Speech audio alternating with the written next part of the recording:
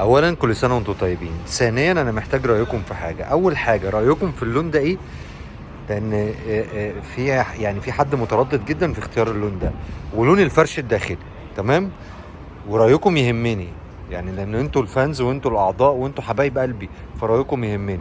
العربيه دي جايه لون العربيه ازرق من بره ولون الفرش ده. تمام.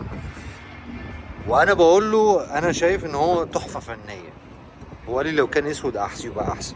فانا شايف ان اللون ده مع اللون الخارجي ده تحفه فنيه بجد. فانتوا رايكم يهمني جدا جدا جدا جدا جدا. من بره اهو، اهو عشان نوضح اهو.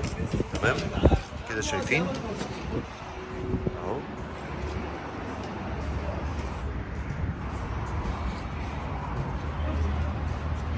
ممكن نفتح من الناحية التانية واوريكم اللون من الناحية التانية بحيث ان هو يبان من جوه كده. ايه رأيكم؟ واضح كده؟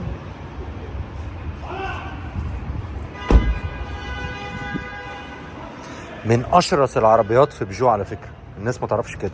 من اشرس العربيات في بيجو 408، 215 حصان، 300 نيوتن.